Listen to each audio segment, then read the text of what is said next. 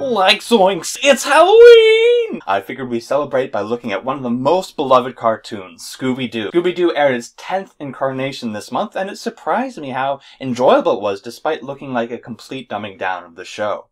But this means that Scooby-Doo has been produced on and off since 1969. This is pretty impressive considering how formulaic the show is. There's a monster, catch the monster, turns out it's not a monster. Of course, the movies reversed the pattern and had the gang run into actual monsters, even up to the live-action ones.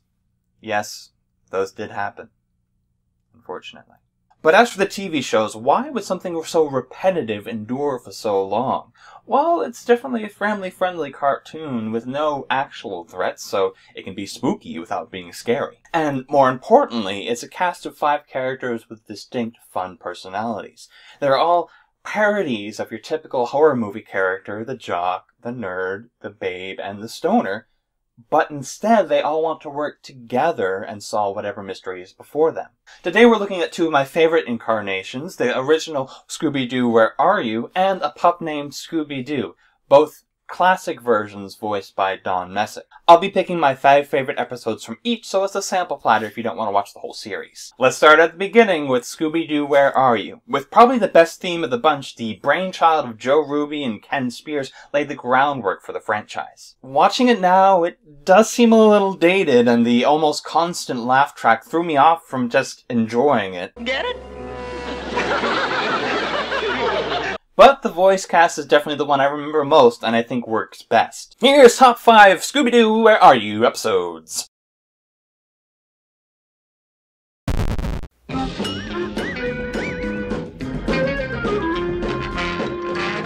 I feel like the actual pilot for the series, What a Night for a Night, is a little stiff as they were figuring out the formula. Castle in the Castle, however, is a much better spiritual beginning for the series. Within the first few minutes, we get Fred leading the crew into danger. What could have happened? Velma being a smarty pants. It's very simple. And Shaggy making a giant sandwich which Scooby then eats.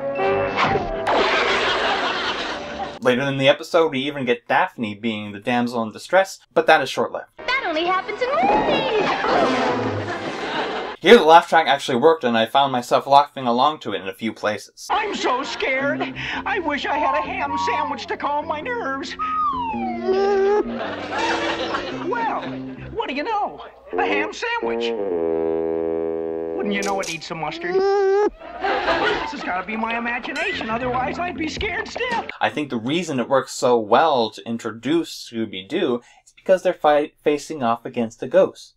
Not a clown ghost, but just a ghost. That makes so much sense to kick off the series. Thanks, man. It's alright.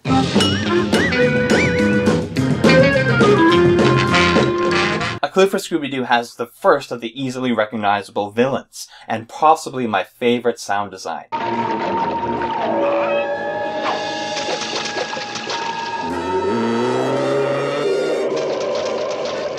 This episode takes the gang underwater for some near impossible shenanigans. Let's have a play-by-play. Scooby takes his oxygen line out, inflates his suit even though the pressure doesn't change, doesn't fill his suit with water, and then Shaggy pierces his suit with a harpoon, sending him in the opposite direction of the airflow. The horror, of course, is nowhere to be seen the rest of the episode. Cartoon logic at its finest! But then, later in the episode... Like no fire.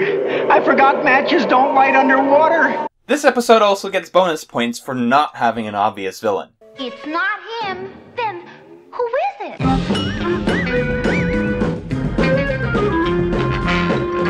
Another episode whose clips made it in the opening, Foul Play in Funland, is more of a romp than the usual Scooby-Doo Spookfest, especially with all the carnival food for Shaggy and Scooby.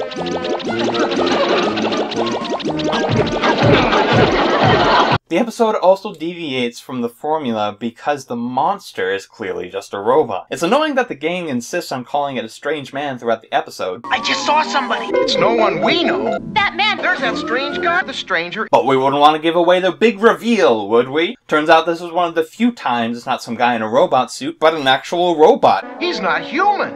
You are absolutely right.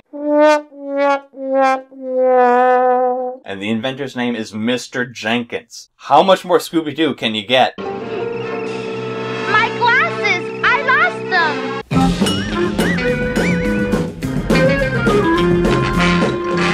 cheating a little bit here and picking 2 episodes where the gang faced off against classic horror movie villains. The first one, where they take down Mr. Hyde, poses an actual mystery, besides the presence of Dr. Jekyll. There are 2 options for the culprit, and there are compelling clues to incriminate both of them. Plus, the gang dressing up as copies of Mr. Hyde is a novel plan, and it actually works. And then you have a gaggle of galloping ghosts, where the gang faces off against Dracula, Frankenstein's monster, and the Wolfman all in one episode. What more could you ask for? The episode isn't so great in the mystery department, with only one person besides the gang making an appearance, so I wonder who it is.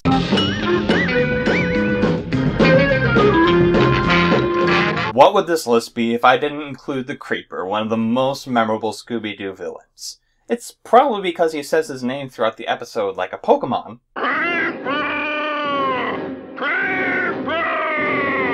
But regardless, he definitely has an appropriately creepy design. As a bonus, apparently the Creeper is actually based off a real horror movie icon, Rondo Hatton. This is an episode from the 2nd season of Where Are You?, which is when they introduced the pop song chase music that's become so synonymous with the series. This one is particularly disjointed from what's happening. I'm in love with an ostrich.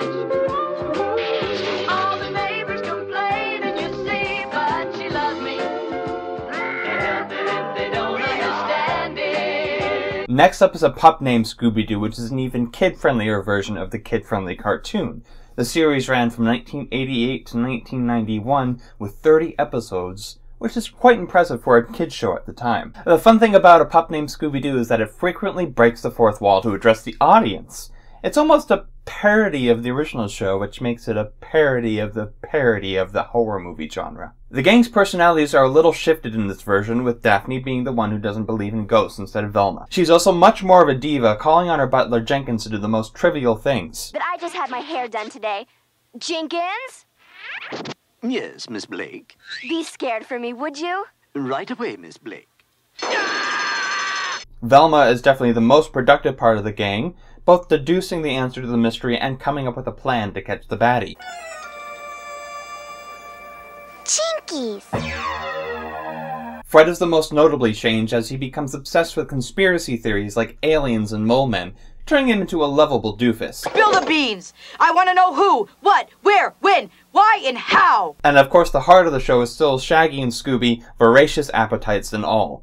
They even make Shaggy, still voiced by Casey Kasem, the narrator of the show. You see, I have a paper route to deliver, so I always wake up early. It's also worthy to note how formulaic the show is. It's chock full of running gags and catchphrases. My favorite is Red Herring, who Fred always accuses of being the monster, and often just shows up to tell Fred off. Because I'm sure that the ghost of Al Capone is none other than Red Herring!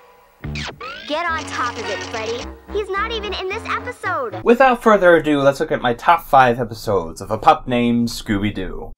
We now return to a pup named Scooby-Doo, Scooby-Doo, Scooby-Doo. Starting this list is a mystery that's not set in a haunted house or spooky swamp, but at a comic convention. This episode is a kooky one that has Shaggy and Scooby cosplaying as superheroes, and the tried and true jokes that come with it. No one's ever gonna spot us in these get-ups, Scoob. Hi, Scooby. Hi, Shaggy. On top of that, we get to see baby Shaggy and Scoob. The episode has a great pace to it and shows that the Pup series can pose a good mystery for its age group. Besides the Red Herring character, it's got an actual red herring, something that future episodes will share.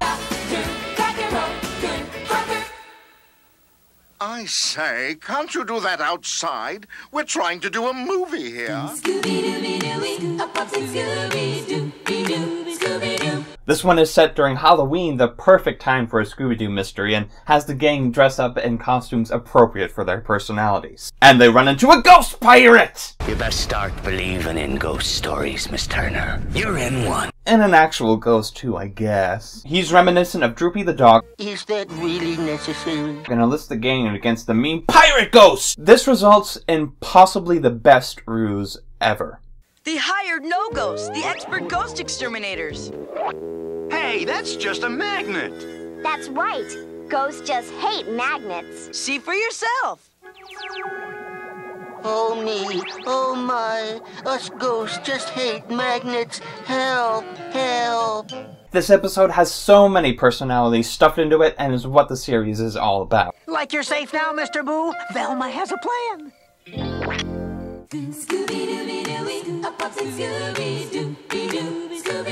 Zombo is a villain that stuck out to me watching the show as a youngin', playing to everybody's natural fear of clowns. The secondary characters are particularly amusing here, with each and every one of them sounding almost exactly the same. Joey, Jenny, Jolly, and Bart? Yeah, Bart always was a rebel. I feel like there's an implied inbreeding joke hidden in there, but that might just be my grown-up eye. Just like Foul Play in Funland, there are plenty of opportunities for hilarity to ensue, and the episode really capitalizes on that. Look, Pilgrim. It's Slapstick and Scooby!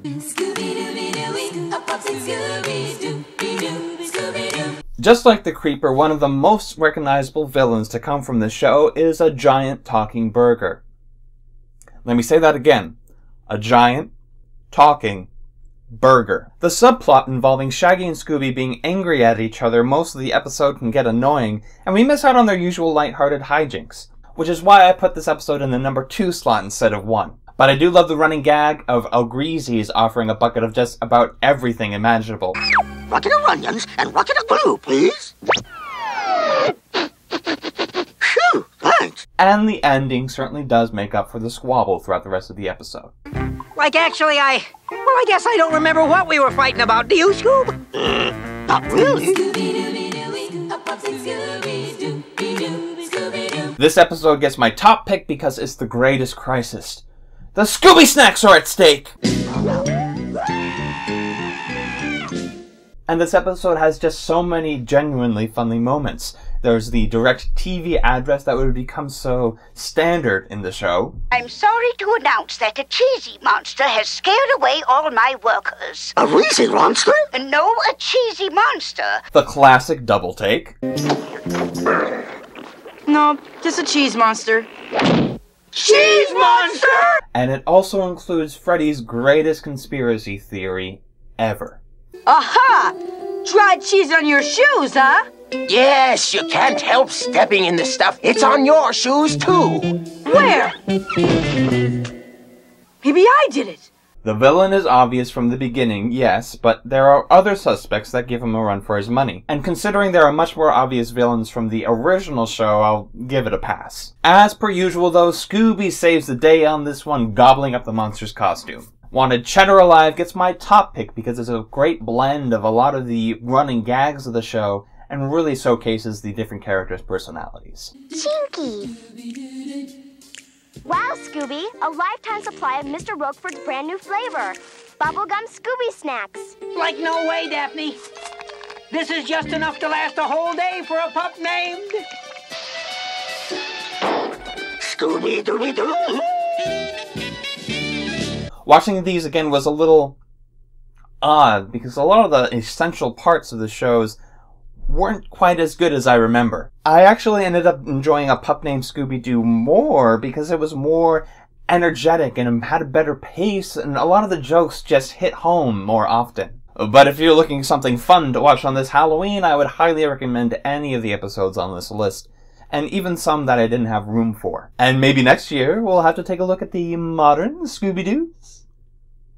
Happy Halloween to all, and to all, a good fright. Like it's time for the chase. Start the music, Scoob. Okay.